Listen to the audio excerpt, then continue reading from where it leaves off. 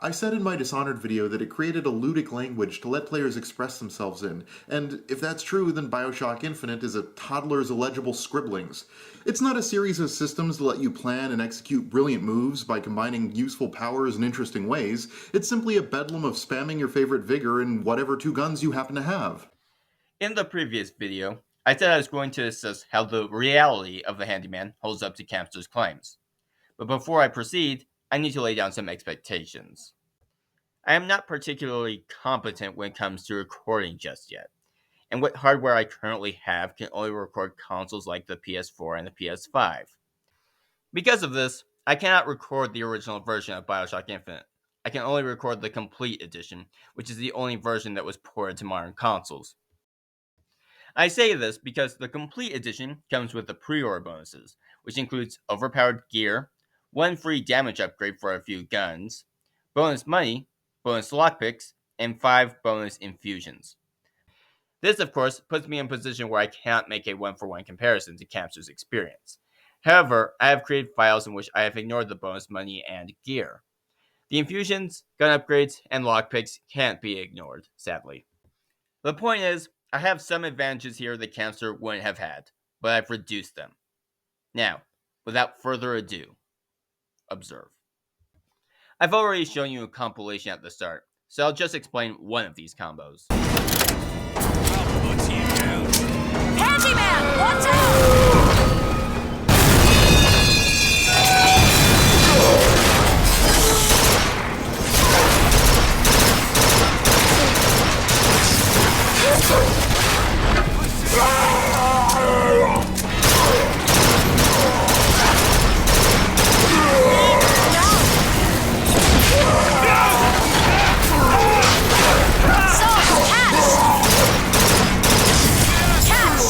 Appreciate it.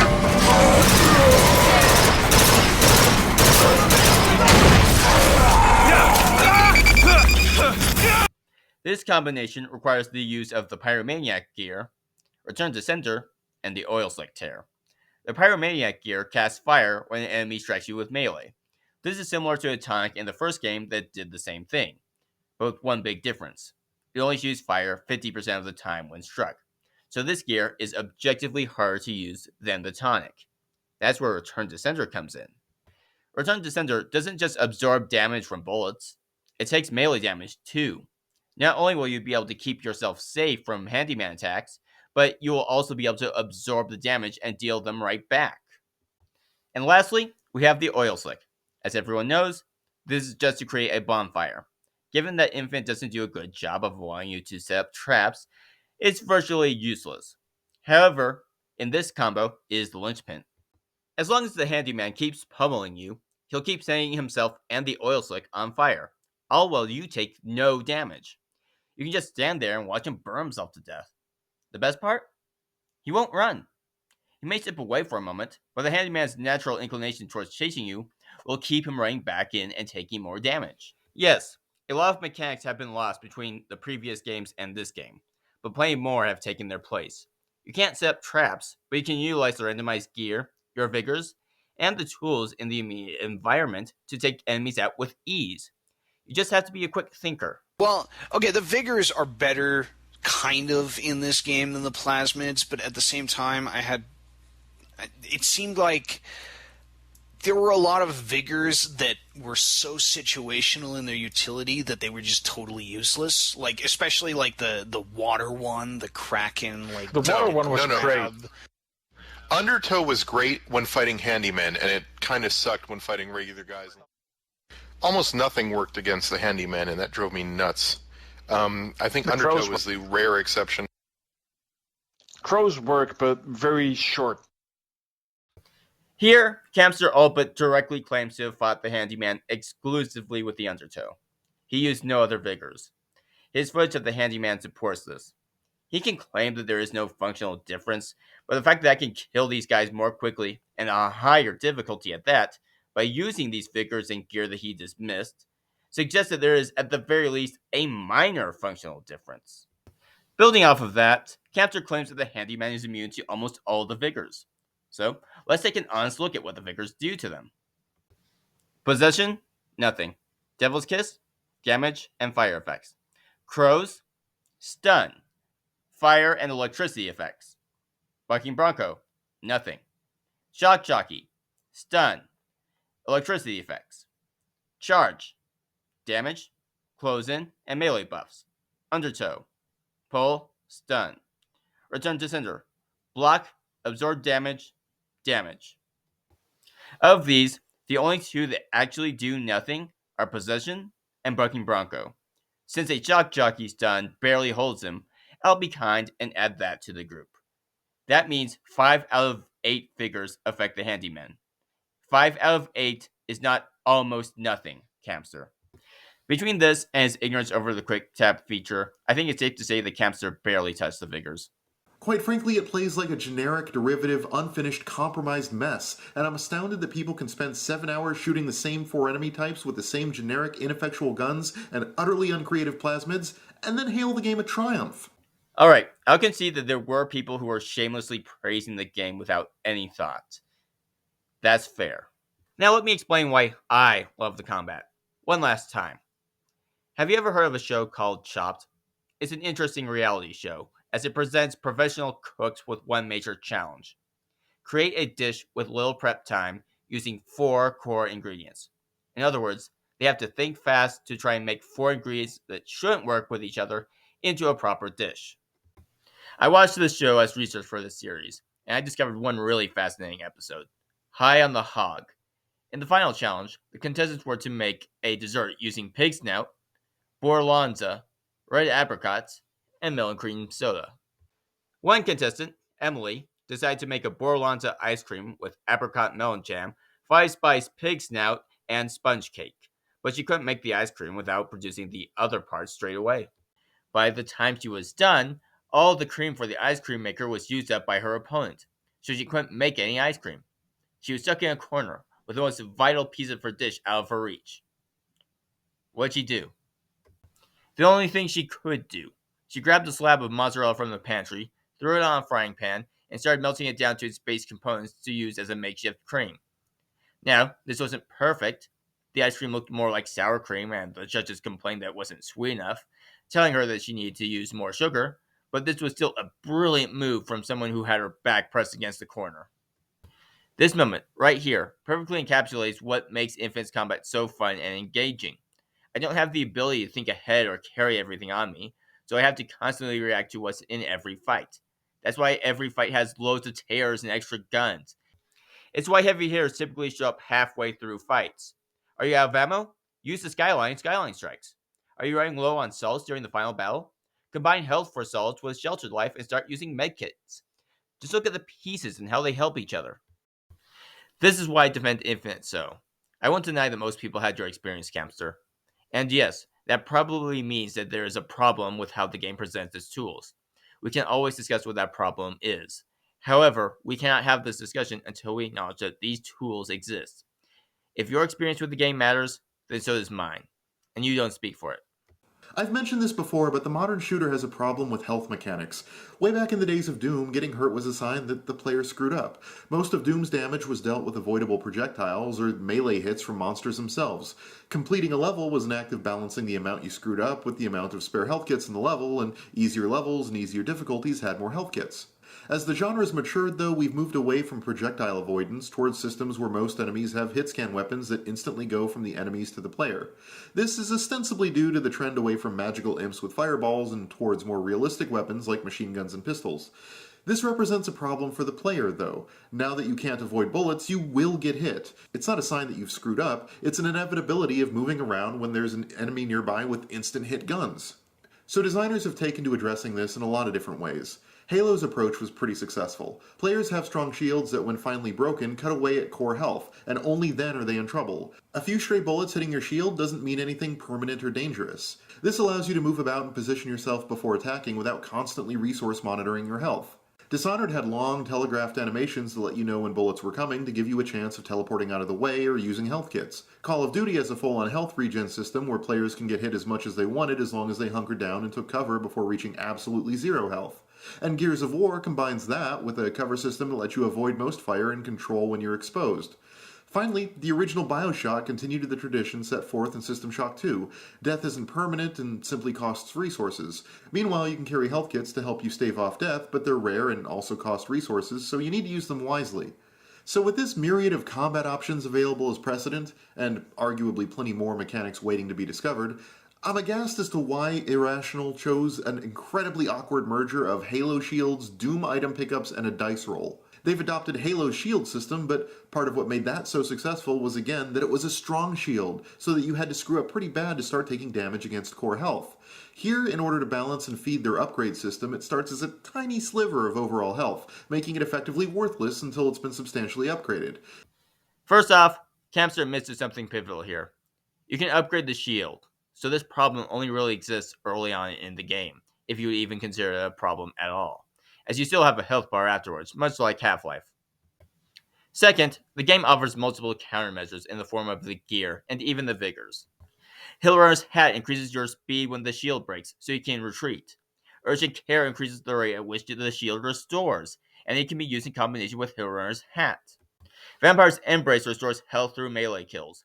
Kill to Live restores health through melee executions, and it can be bolstered by Coat of Harms. Last Man Standing restores health when you kill an enemy while low on health.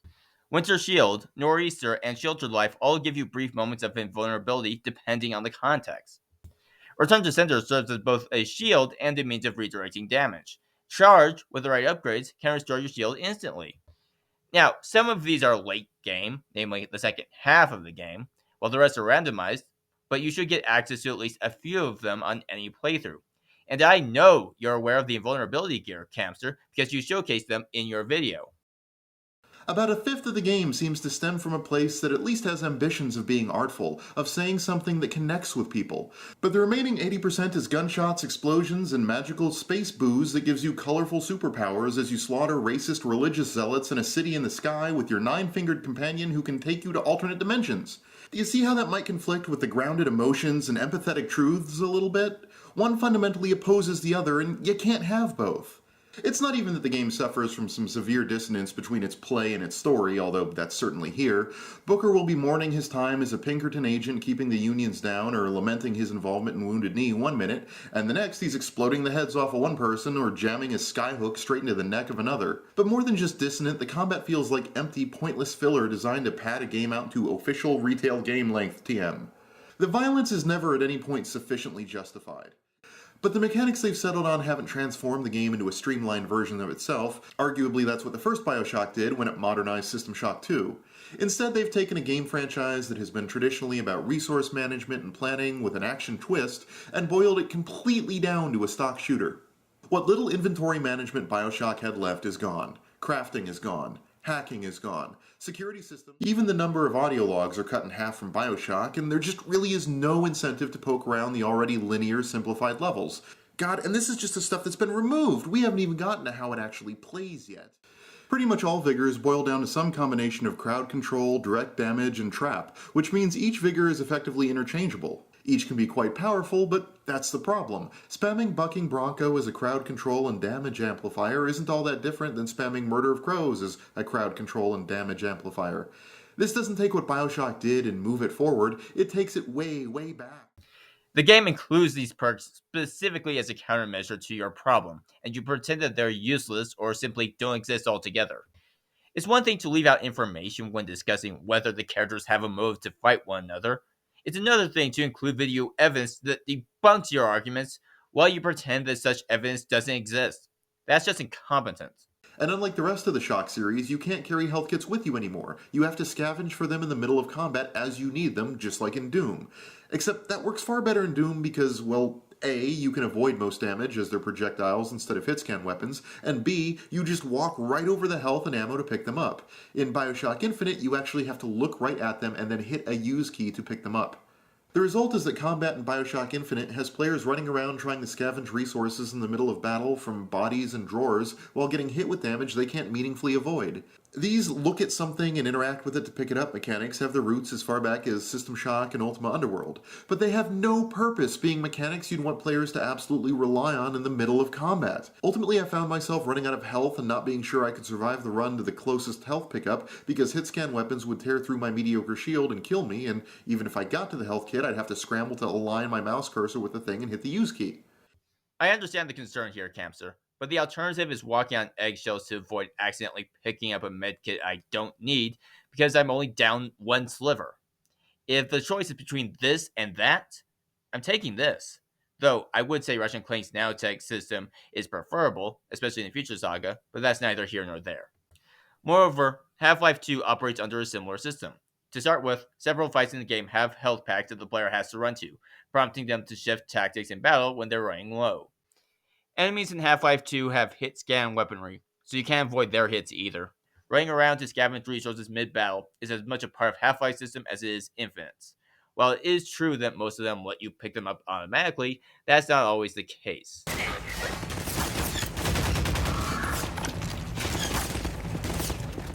Medkit, medkit, medkit.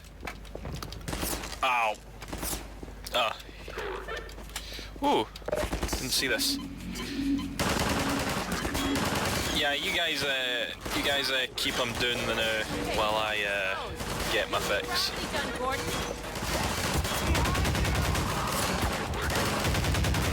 Whoa, they're sending out the guys in white now, eh? Gordon, hit the core with your gravity gun. Go on, Gordon, give the core a go. Shit. Oh. Wait a minute, how far back are you gonna send me? Everything about it works.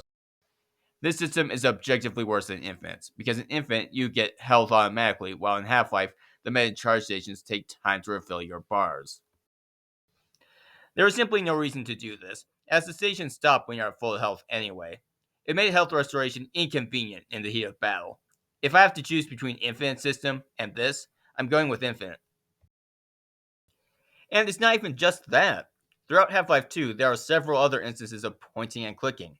The game is riddled with infinite ammo containers that you have to point and click at to get more munitions, often during combat. The driving section also leans on this, with a package of machine gun ammo on the back of the car.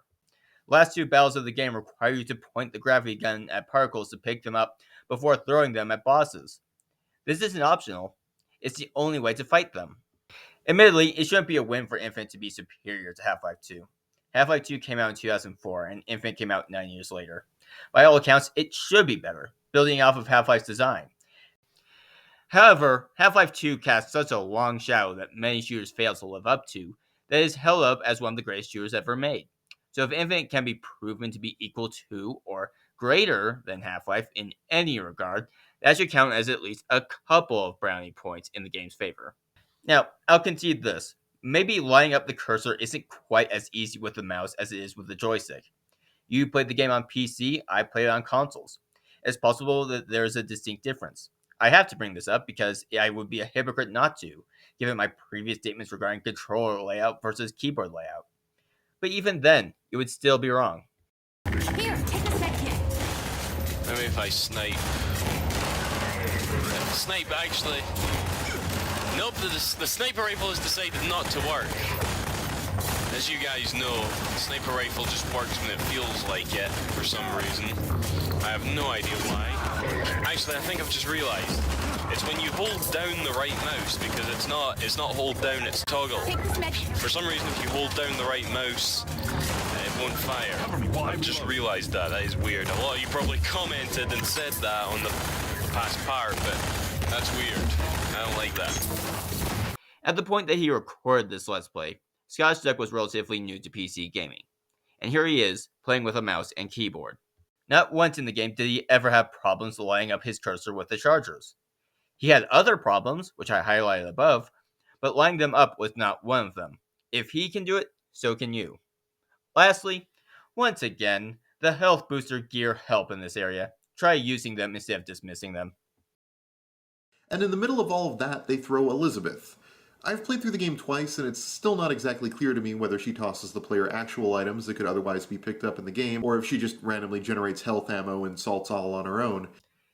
Campster, are you using a sniper rifle on an enemy point blank? And he wants to take your opinion on good combat design seriously? Yes, I understand your complaint that you feel compelled to use the same two guns exclusively, but if you're gonna go up to them, swap to the volley gun. You clearly still have the ammo for it, as it isn't red. It's much better for hipfire. Otherwise, hang back and shoot that way. Don't try to no-scope this. Alright, sorry, let's get back to that. And in the middle of all of that, they throw Elizabeth. I've played through the game twice, and it's still not exactly clear to me whether she tosses the player actual items that could otherwise be picked up in the game, or if she just randomly generates health ammo and salts all on her own. Either way, though, the impact of the player is the same. In place of a reliable pool of health kits or salts like in Bioshock, you'll randomly get thrown a lifeline by your companion. And I get why they did it. It's an attempt to develop a relationship between Elizabeth and the player, and it's actually rather effective when she manages to give you what you need right as you need it. They took away your health and salt inventories because they needed to make you dependent on her in order to make her feel like a legitimate partner instead of a burden. I get it. But it also means that when you're under fire with a sliver of health left and... I'm sorry, I have to do this again. Campster, why are you using Bucking Bronco on the Siren? She's an airborne enemy. Yes, I know that you're under the impression that it's just another stun, but as I already revealed, it also affects the enemy's location within the world. This isn't a power you want to use on an enemy that is already flying. The fight you're showing isn't even the first fight, it's the second. Assuming this is footage from your first playthrough, you had to have fought her at least once by now. You should already know how worthless it is against her. Again, how are we supposed to take you seriously? You played the game twice and you never engaged with it in meaningful light, leading to incompetent playstyles like this.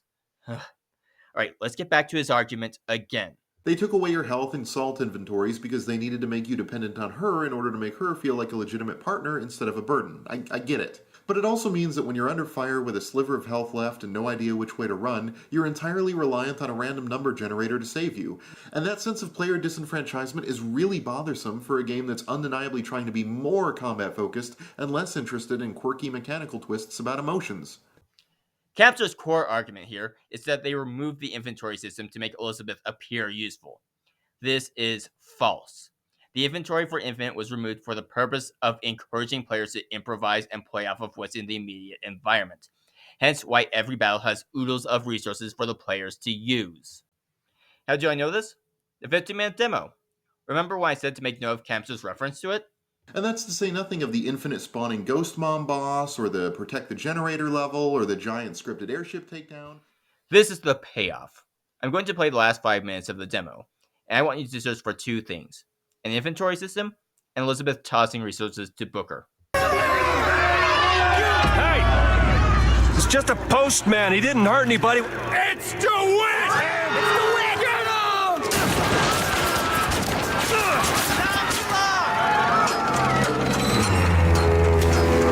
What's he doing? I don't want to find out.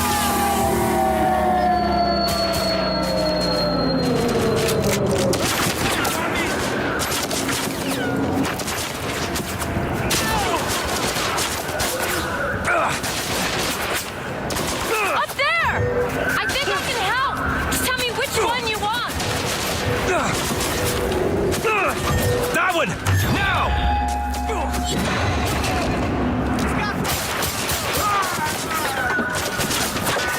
The skyline! Follow me!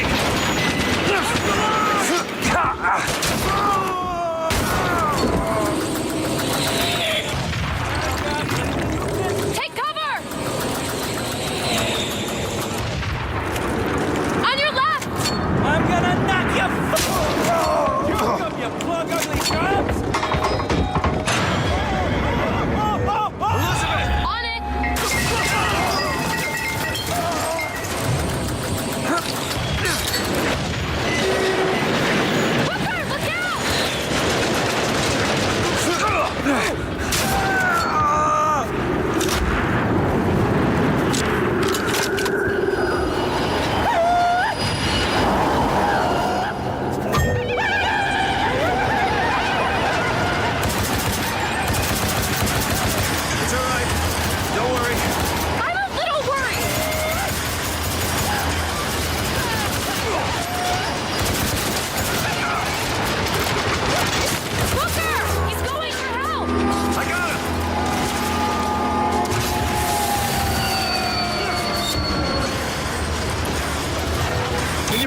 turret!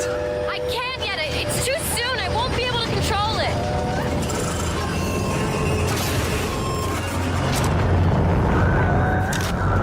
It's taking too long. Take cover! Only I could get on that Zeppelin. Up there? I didn't say I was looking forward to it. Don't move, I'll be right back.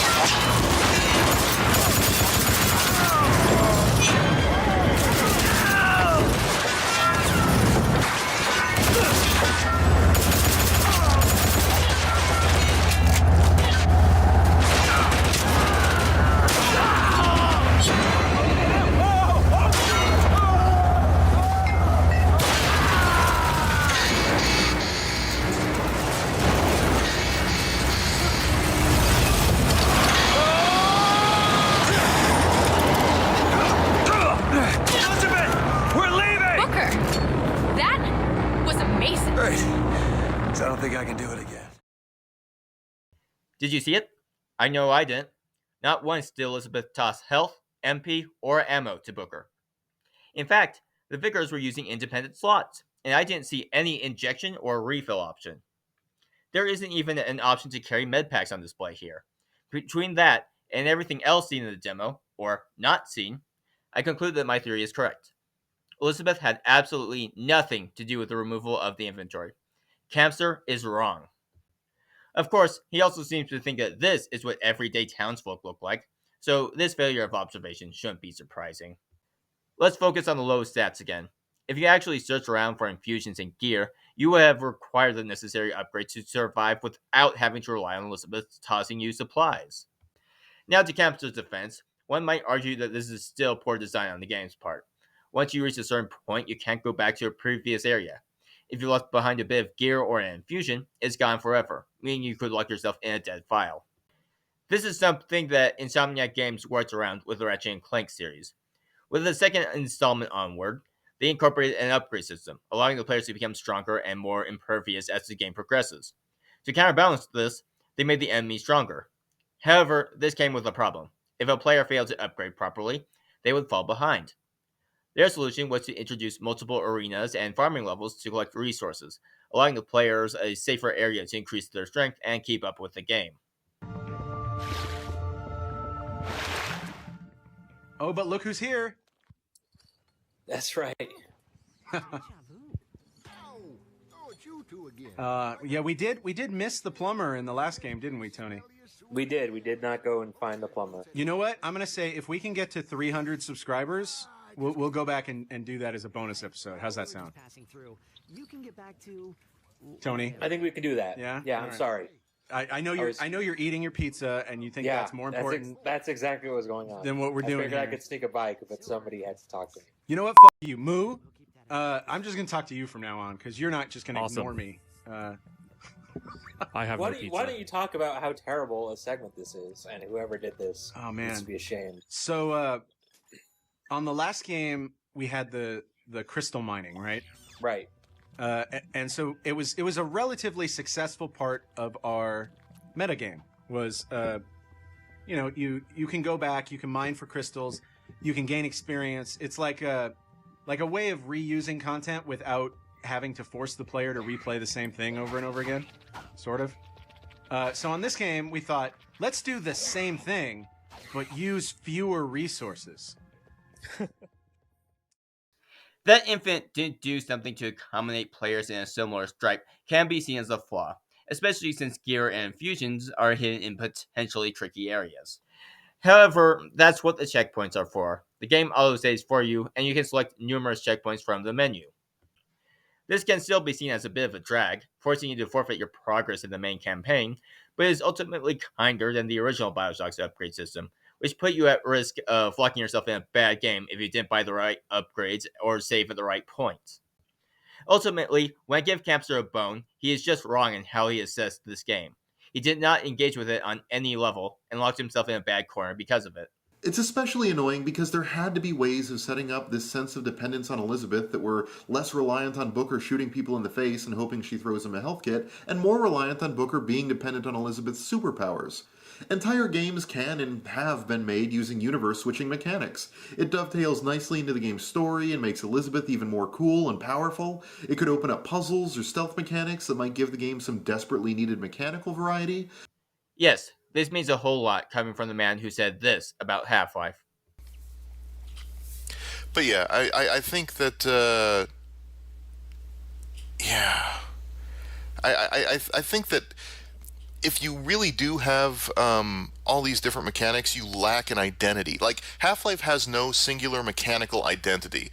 At best, it maybe has the gravity gun. And even that, at this point, in an era of havoc physics being applied pretty much uniformly, you don't really have even that to go on. I think most games have the ability to pick up and manipulate physics objects these days.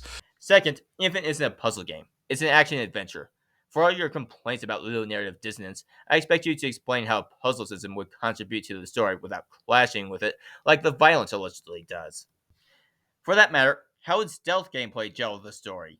Yes, I know that they added a stealth DLC later, but that was with a more fragile character in a slower story. Booker is a very brawny individual, prone more to fighting than sneaking around. And the conflict he's in is very fast-paced and violent.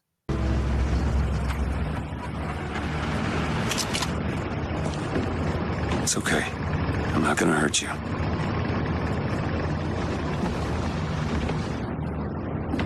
Okay, I'm sure I can get this thing going.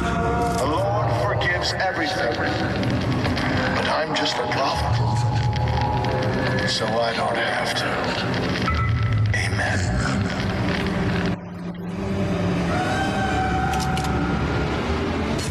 Jesus! Hell out of here! I just realized who those two are. They, well, at least she, invented the technology that allows the city to float. Giant balloons. Quantum particles, suspended in space-time at a fixed height. So, not giant balloons? But the thing is, my book said they disappeared several years ago. I told you they'd come. No, you didn't. Right. I was going to tell you they'd come. But you didn't. But I don't. You sure that's right? Something tells me they're not exactly what they appear. I was going to have told you they'd come? No. The subjunctive? That's not the subjunctive. I don't think the syntax has been invented yet. It would have had to have been. Had to have had been. I can't. They seem to want to help. They seem to be out of their minds. Odd, isn't it? What's odd? The fact that we sometimes... Finish each other's sentences? Exactly. It would be odder if we didn't. How do you suppose they manage that? I'll get back to you after I figure out the floating city bit.